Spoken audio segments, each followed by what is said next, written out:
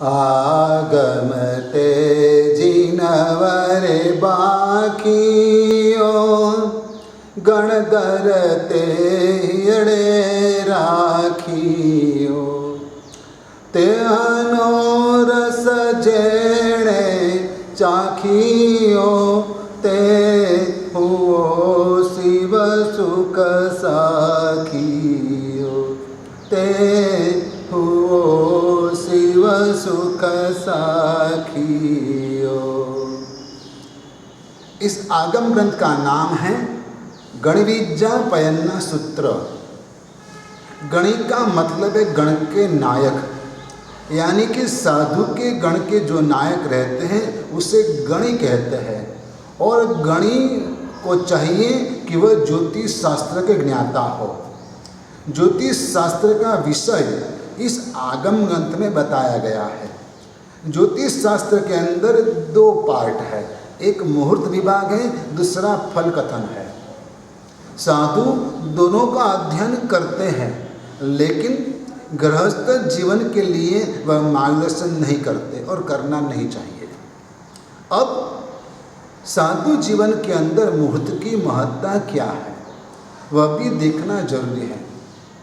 यदि कोई कहता है कि कर्म के हिसाब से सब कुछ होता है तो मुहूर्त की क्या आवश्यकता, लेकिन कर्म भी आपके जो है उसे टाल सकते हो। कर्म का उदय टालना भी संभव है और कर्म उदय में लाना भी संभव है। यदि आपने कर्म ग्रंथ का अध्ययन किया हो तो यह बात समझ में आ जाएगी। जैसे कि आपको लगता है कि अभी बुखार आएगा, बुखार आएगा, बुखार आएगा, और आप आने से पहले ही बुखार को टालने के लिए कोई इलाज कर ले तो बुखार टल जाता है, तो आपका असाता वेदनीय कर्म का उदय टल गया। लेकिन आप यदि जानबूझकर बारिश में भीगते हो, 2-4 दिन भीगते हो और फिर कोई इलाज भी नहीं करते हो, कोई काढ़ा भी नहीं पीते हो, विक्स आदि का उपयोग भी नहीं करते हो, तो संभव है बुखार नहीं आता हो तो भी आ जाए। तो उदय में लाया गया आपके द्वारा, ऐसा होना संभव है। ये कर्म का नियम है, उसे उद्दीर्णा कहते हैं। कर्मों को उदय में लाना उसे उद्दीर्णा कहते हैं। जैसे कि आपको खाने पीने की पूरी सुविधा है, कोई प्रॉब्लम नहीं है, फिर भी आप उपवास करते हो, तो आपको उपवास करने की वजह से थोड़ी बहुत भूख लगती है और भूख की वजह से आप थोड़े बहुत परेशान भी होते हो, तो वो असाता वेदनीय कर्म का उदय आपने किया, तो उद्दीर्णा में लाए और कर्म को भुगत लिया। तो कर्म को भुगतना है, कर्म को टालना है, वो आपके ऊपर है। कर्म सिद्धांत अफर है, उसमें कोई फर्क नहीं होता, लेकिन जानबूझ के कोई खड्डे में पड़ना भी नहीं चाहता। और इसलिए साधु जीवन के अंदर भी कोई भी आत्मा यदि आता है तो आखिरकार वह भी तो एक मनुष्य है और वह साधना जीवन की प्रक्रिया से पसार हो रहा है, वह सिद्ध नहीं हो गया है। और इसलिए उसके जीवन के अंदर छद्मस्त अवस्था में कोई भी गलती होना संभव है। वह गलतियां न होवे और साधु जीवन की आचार परंपरा को अच्छे से पाले, उसका पालन करे, उसकी पालनी करे और इसमें सहायता कुदरत की मिले, समाज की मिले, समय की मिले, स्थान की मिले, इसलिए उसे मुहूर्त की आवश्यकता रहती है। और जब भी गुरु भगवंत कोई भी व्यक्ति को दीक्षा देते तो उससे पहले उसके जन्म पत्रिका का अध्ययन करते हैं और करना चाहिए, ताकि उसके जीवन में आगे क्या होगा वह थोड़ा समझ में आ जाए और जो भी अशुभ है उसे कैसे टाला जाए उसका भी उपाय किया जा सके। इसलिए उसका अध्ययन साधु को यानी कि गुरु को यानी कि वडील को, गणि को करना आवश्यक है। और गणि के लिए जो योग्य विद्या है उसे गणि विद्या कहा जाता है और इसलिए इस ग्रंथ का नाम है गणविज्जापयन सूत्र। अब इस ग्रंथ के अंदर जो मुहूर्त बताए वह मुहूर्त अलग अलग रूप से बताए गए हैं। साधु जीवन के अंदर सर्वप्रथम दीक्षा लेना, उसका मुहूर्त अति आवश्यक है। दीक्षा का मुहूर्त यदि योग्य नहीं है तो उस पूरा जीवन डिस्टर्ब होना संभव है। इसलिए दीक्षा का मुहूर्त यथायोग्य और निकलवाना आवश्यक है। उसके लिए कोई भी तरह की जल्दीबाजी करना उचित नहीं है। दीक्षा का मुहूर्त और इसके बाद बड़ी दीक्षा का मुहूर्त, और बड़ी दीक्षा के बाद लोच का मुहूर्त, लोच करना है उसका मुहूर्त। यदि लोच करने का नक्षत्र मुहूर्त आदि नहीं देखा जाता है तो लोच करने के बाद या तो लोच करने के समय वो साधु को बहुत ज़्यादा कष्ट होता है। कष्ट सभी को होता है, लेकिन सहन शक्ति की कमी आ जाती है, कभी कभार डिस्टर्ब हो जाते, या तो उसके बाद बहुत सारी पीड़ा उसको होती है तो उसके मन में अर्थ-ध्यान पैदा हो जाता है। इसलिए लोच का मुहूर्त, विद्या प्रारंभ करने का मुहूर्त, यानी कि पढ़ाई करने के लिए प्रारंभ करने का मुहूर्त। यदि कोई बड़ा ग्रंथ अध्ययन के लिए लेना है, उसका अध्ययन करना है, तो उसका मुहूर्त भी देखना अति आवश्यक है। इस आगम ग्रंथ के अंदर मुहूर्त के बारे में 9 सब्जेक्ट बताए हैं। 9 सब्जेक्ट, 9 तरह से मुहूर्त देखा जाता है।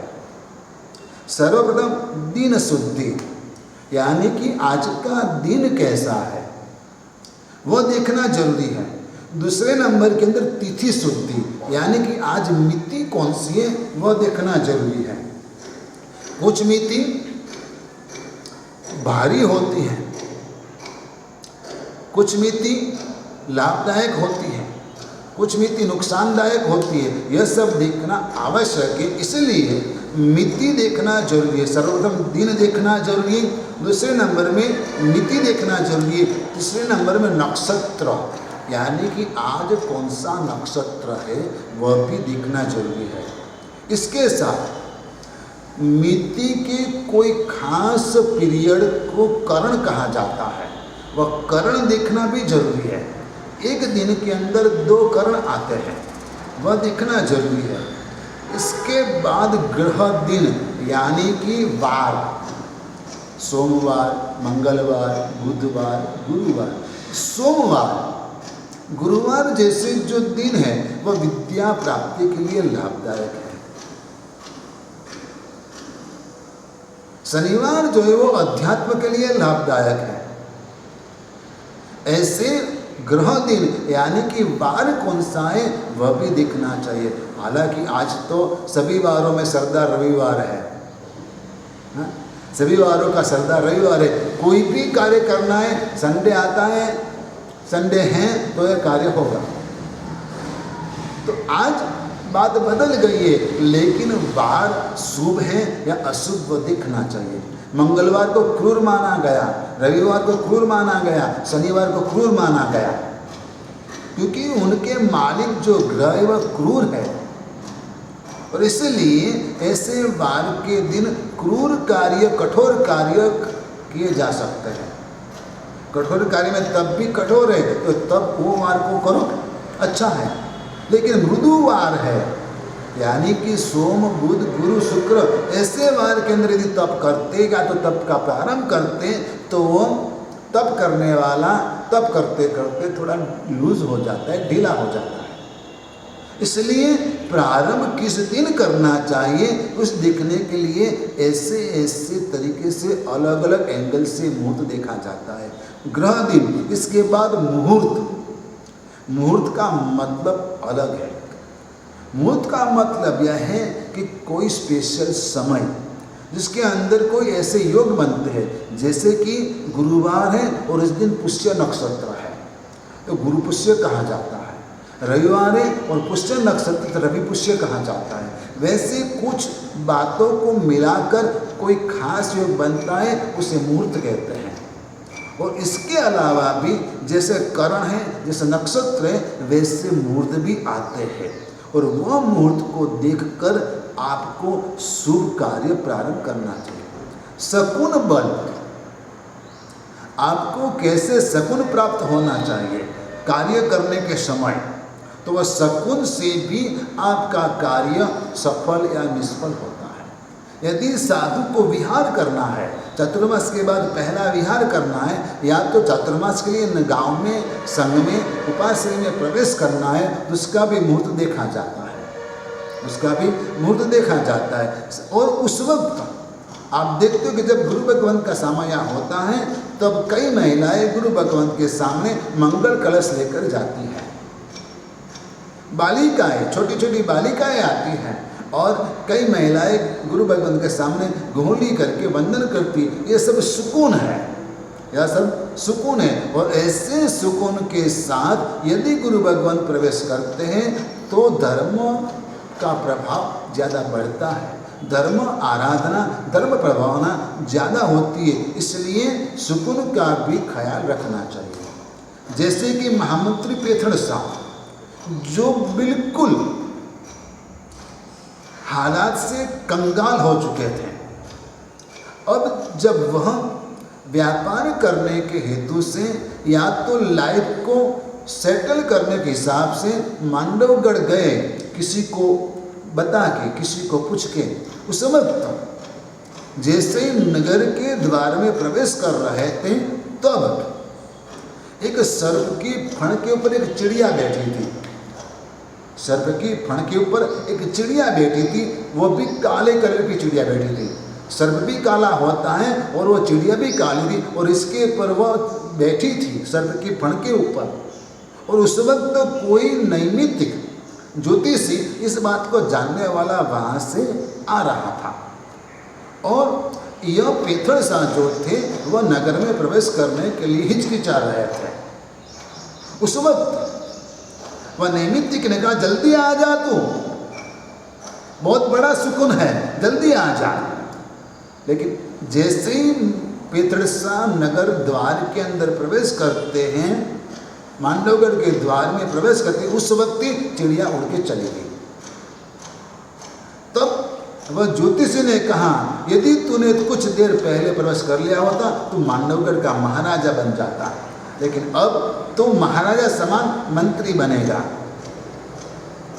और आखिर बात प्रसिद्ध है कि महामंत्री पेथड़ शाह कहलाए। पेथड़ शाह आगे जाके मांडवगढ़ के राजा नहीं बन पाए, लेकिन राजा को भी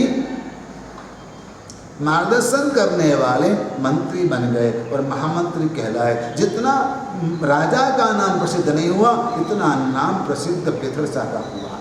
तो ये सुकून है। वैसे सुकून देखकर आपको कार्य करने चाहिए। सुकून के लिए लोग सामने से ऐसा आयोजन करते, सेटिंग करते हैं कि सुकून अच्छा मिले। जैसे कि गुड़ खिलाते हैं, दही खिलाते हैं, दही खाकर जाते, गुड़ खाकर जाते, वैसा करते हैं। लेकिन ये किया कराया गया है। लेकिन नेचुरली कोई आपको बोल दे, ले भाई गुड़ खा, कोई बालिका हंसती खिलती आपके सामने आ जाए, बात खत्म हो गई। कोई गाय आपको सामने से मिल जाए, बस ये सुकून हो गया। तो वैसे सुकून भी देखना चाहिए और सुकून देखकर मंगल कार्य करना चाहिए। चोर लोग भी मैंने देखा है, सुना है कि कई चोर लोग चोरी करने के लिए जाते हैं तो भी ऐसा मुहूर्त देखकर जाते हैं ताकि पकड़ा ना जाए और माल ज़्यादा मिले।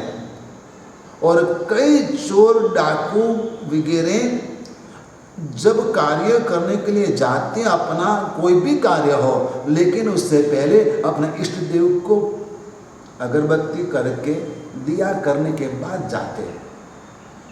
सुकून है ये। तो सुकून शुभ होते हैं, अशुभ भी होते हैं। और इसके साथ 8वां चैप्टर है लग्न का। लग्न का मतलब यहाँ पर मैरिज नहीं है, लेकिन पूरे दिन के अंदर 2-2 घंटे का जो पीरियड रहता है, उसे ज्योतिष के हिसाब से लग्न कहा जाता है। और वह लग्न भी देखना चाहिए, चर लग्न है, स्थिर लग्न है कि द्विस्वभाव लग्न है। तो ऐसे समय के अंदर जो कार्य किया जाता है उसका फल वो लग्न के हिसाब से मिलता है। कोई लग्न जो है वह चर लग्न होते, मेष लग्न जो है वह चर लग्न है। चर का मतलब चलित, चंचल, स्थिर का मतलब स्टेबल, और द्विसभाव का मतलब कंफ्यूज।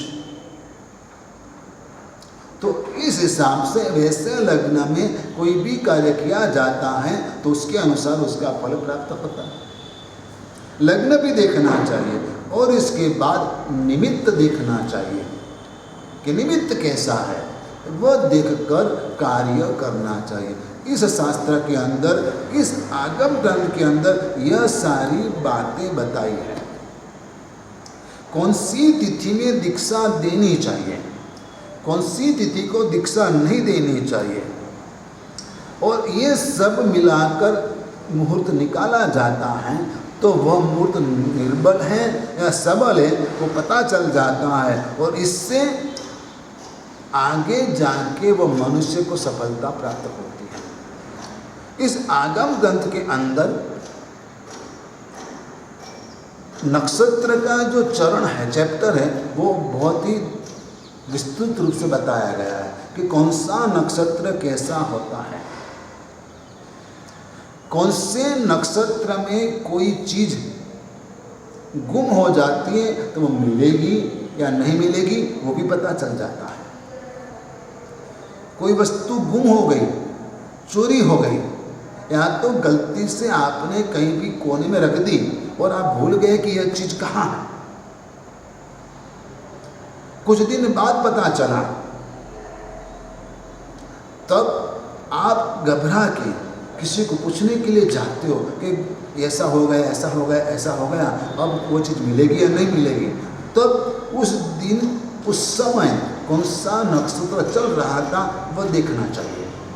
यदि वो नक्षत्र कुछ रूप से है तो पता चलेगा कि चीज़ मिलेगी, या तो कुछ दिन बाद मिलेगी, या तो ज़्यादा मेहनत करने के बाद मिलेगी, या तो नहीं मिलेगी, वो पता चल जाता है। यह विद्या इस आगम ग्रंथ में बताई गई है। और साथ में जब साधु जीवन के अंदर साधु को योगोद्वहन करना होता है, यानी कि दीर्घ तपश्चर्या करनी होती है, तब भी शुभ दिन देखा जाता है। यदि साधु के जीवन के अंदर उसको कोई पदवी आदि देना है तभी भी शुभ मुहूर्त देखा जाता है। जब साधु को प्रतिष्ठा आदि कार्य कराना है तभी भी मुहूर्त देखा जाता है। उस वक्त प्रतिष्ठाचार्य, विधिकारक और प्रतिष्ठा कारक ये तीनों को मिला के अनुकूल मुहूर्त निकलवाना चाहिए। यदि ऐसा नहीं होता है तो बहुत बड़ी हानि झेलनी पड़ती है समाज को, श्री संघ को। और ऐसा होता है और ऐसा हुआ है कि यदि कोई मुहूर्त योग्य नहीं आता है तो प्रतिष्ठाचार्य प्रतिष्ठा करने से पहले ही काल धर्म प्राप्त हो जाते हैं, या तो प्रतिष्ठा के बाद उनका काल धर्म हो जाता है, या प्रतिष्ठा कारक जो श्रावक है उसकी मौत हो जाती है, या तो विधि कारक की भी मृत्यु या तो बड़ी बीमारी उसके जीवन में आ जाती है। इसलिए मुहूर्त योग्य रूप से देखना अति आवश्यक है। साधु जीवन के अंदर धर्म कार्य करने का अवसर, कराने का अवसर बहुत आते हैं। यदि छरीपालित संघ निकलवाना है, छरीपालित संघ निकलवाना है तो संघ का प्रस्थान कौन से दिन करे उसका मुहूर्त देखना चाहिए। संगमाल, संघवी को संगमाल कौन से दिन पहनानी, कौन से मुहूर्त में पहनानी वह देखना चाहिए। यह सब बहुत ही जरूरी है। उपधान के अंदर भी जब उपधान प्रारंभ करवाना है तो उपधान प्रारंभ कब करवाना, या इसके बाद उपधान की मोक्षमाल कब पहनानी, उसका भी मुहूर्त देखा जाता है। कभी कभार ऐसा होता है यदि मुहूर्त बराबर नहीं होता है तो बहुत बड़ी गड़बड़ी हो जाती है। जैसे कि माल पहनने वाले ने चढ़ावा ले लिया और यदि मुहूर्त बराबर नहीं है, कुछ गड़बड़ी रह जाती है, तो वही माल पहनने वाले जो यदि कोई स्त्री होती है, महिला होती है, तो उसको मेंसेस का प्रॉब्लम आ जाता है, पूरा माहौल बिगड़ जाता है। मतलब जो उत्साहित परिवार है मेन, वो परिवार ही हैरान हो जाता है, उसका उत्साह टूट जाता है। इसलिए मुहूर्त तो बहुत ही योग्य रूप से देखना जरूरी हो जाता है। वैसे ही साधु जीवन के अंदर जब अनशन स्वीकार करने का अवसर आता है, तभी भी मुहूर्त देखना जरूरी है। गुरु भगवान योग्य दिन देखकर उसको कहेंगे, इस दिन आप अनशन करो, ताकि उनको समाधि मृत्यु मिले, उनकी मन की प्रसन्नता बनी रहे, उनके मन में आत्मध्यान पैदा न हो कि अरे रे रे मैंने कहाँ अनशन ले लिया, अभी तो मैं जिंदा हूँ, वो जिंदा रहे से तरफ फालतू में मैं तो ये कष्ट झेल रहा हूँ। वैसा मन में आत्मध्यान नहीं होना चाहिए। इसलिए उस अनशन प्राप्त करने के लिए, स्वीकार करने के लिए भी साधु को यह मुहूर्त देखना अति आवश्यक है। इसके साथ यदि पदवी देना है, पदवी में भी मुहूर्त देखा जाता है। गणी पदवी देना, पन्यास पदवी, आचार्य पदवी, उपाधि, कोई भी पदवी में भी मुहूर्त देखना अति आवश्यक है। साथ में शास्त्रकार भगवंत कहते हैं कि गणधरों की स्थापना के भी नक्षत्र बताए गए हैं कि कौन से नक्षत्र में गणधर की स्थापना की जाए। और कोई तप करने के लिए भी उग्र नक्षत्र बताया है, कार्यारंभ करने उसके लिए भी नक्षत्र बताया है। और कहते हैं कि मृगशीर्ष, आर्द्रा, पुष्य नक्षत्र और पूर्वाषाढ़, पूर्वा भाद्रपदा, पूर्वा फाल्गुनी, मूल नक्षत्र, आश्लेषा नक्षत्र, हस्त नक्षत्र, चित्र नक्षत्र, 10 नक्षत्र हैं, वह ज्ञान की वृद्धि करने वाले नक्षत्र हैं। यह नक्षत्र ज्ञान की वृद्धि करने वाले हैं। और मघा, भरणी, 3 पूर्वाषाढ़ा, मतलब पूर्वाषाढ़ा, पूर्वा फाल्गुनी और पूर्वा नक्षत्र जो है 3, यह उग्र नक्षत्र कहलाते हैं। इस उग्र नक्षत्र के अंदर तप करना उचित है, तप का प्रारंभ करना उचित है। ऐसा करने से तप में सफलता प्राप्त होती है और साधनापूर्वक तप संपन्न होता है। कई लोग तप करते हैं, तप का प्रारंभ तो कर लेते हैं, लेकिन बाद में बीच में 2-4 दिन बाद 1-2 दिन ऐसे आ जाते, वो हिल जाते हैं। उस वक्त यदि कोई सपोर्ट बराबर नहीं मिला तो वो डिग जाते और उसका तप पूर्ण नहीं होता है। लेकिन योग्य मार्गदर्शन अनुसार तप का प्रारंभ किया जाए, गुरु भगवान के आशीर्वाद लेकर तप का प्रारंभ किया जाए, गुरु भगवान के मुख से पचखान लिया जाए, गुरुवंदन करके आशीर्वाद लेकर वासक्षक करवा कर पचखान लिया जाए, तो आपको गुरु भगवान का बल प्राप्त होता है। गुरु भगवंत आपको आशीर्वाद देते हैं, सुख शांता पूर्वक आपका तप संपन्न हो जाता है। आपकी श्रद्धा होनी चाहिए, श्रद्धा के अनुसार यह कार्य संपन्न होता है। और इसके साथ इस आगम ग्रंथ के अंदर शुभ और अशुभ कौन कौन से मुहूर्त है, कौन कौन से दिन है, यह सभी बात बताई गई है।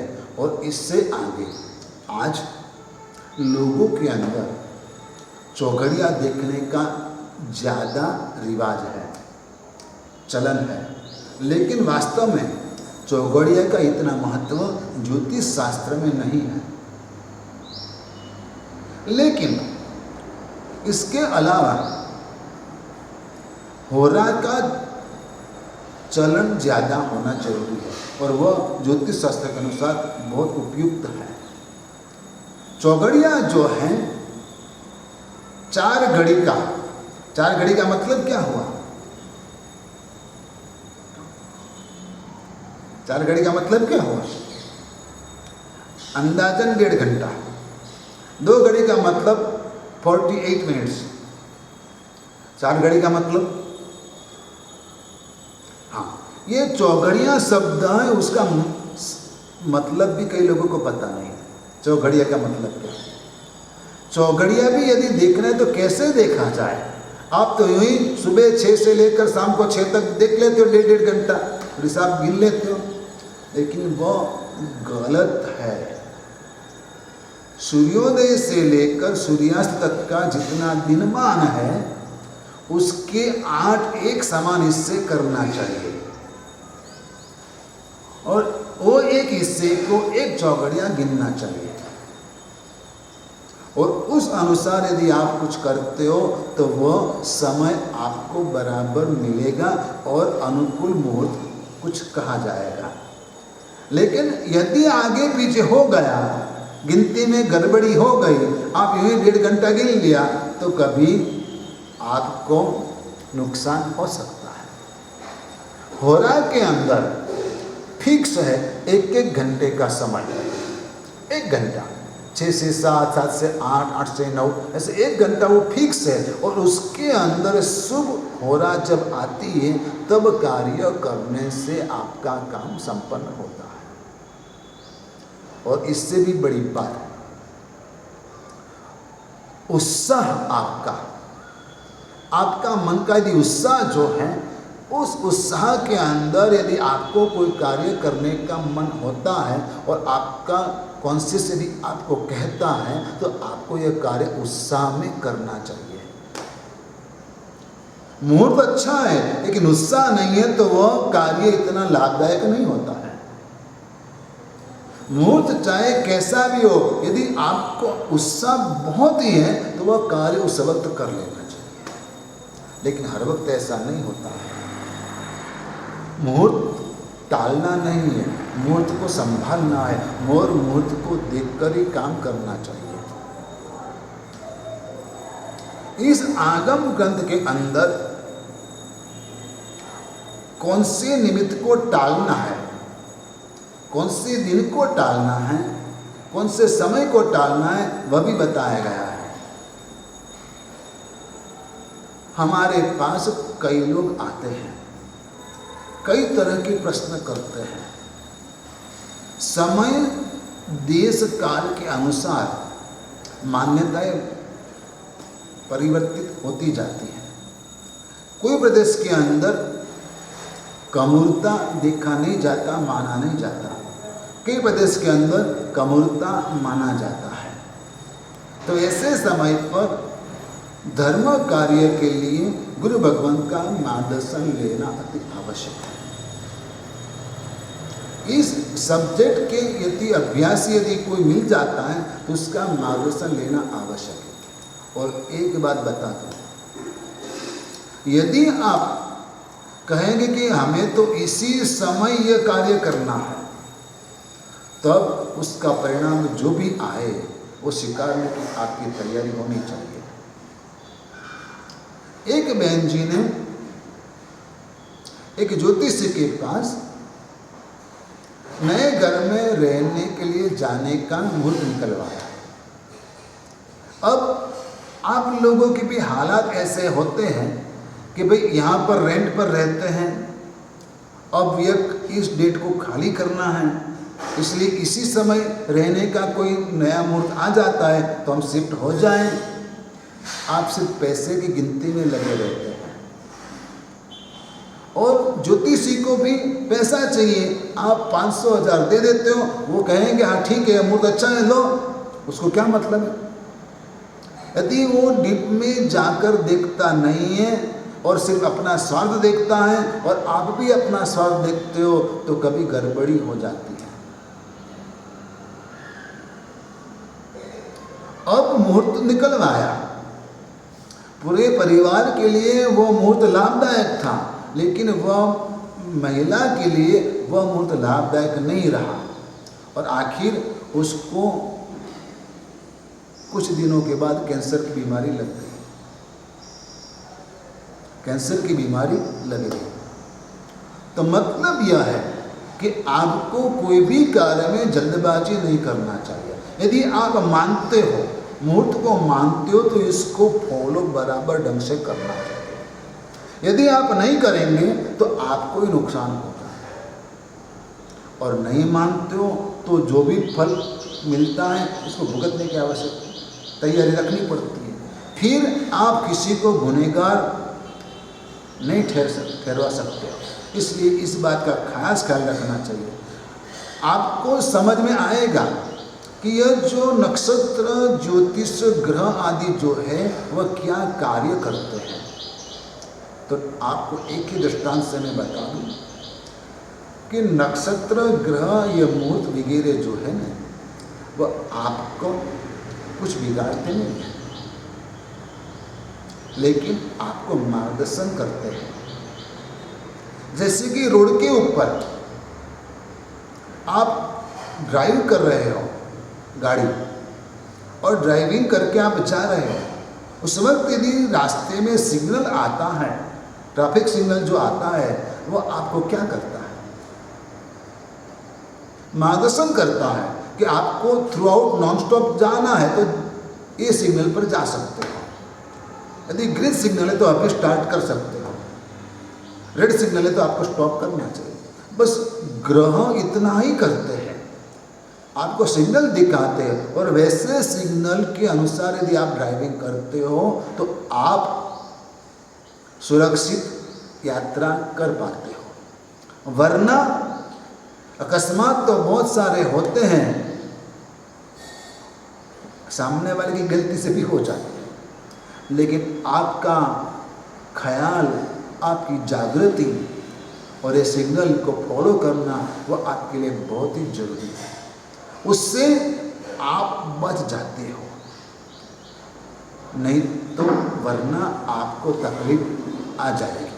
इसलिए इस ग्रंथ के अंदर जो कहा है वह साधु जीवन के अनुसार, धर्म के अनुसार जो भी शुभ कार्य करना है उसके लिए इसका अध्ययन करना आवश्यक है। और इस ग्रंथ के अंदर यह सभी बातें बहुत ही गंभीरतापूर्वक डीपली बताई गई है, और इसके अनुसार जो कार्य करता है उसको ज्वलंत सफलता प्राप्त होती है। और ऐसे मुहूर्तों में यदि कार्य किया जाता है तो उसका पुण्योदय भी प्रकट होता है। तो आप इस बात को समझकर श्रद्धा रखें और शुभ कार्य करने के लिए गुरु भगवान का मार्गदर्शन लेवें, ताकि आपके जीवन में शुभ कार्य की परंपरा बनी रहे। धर्मलाभ आशीर्वाद।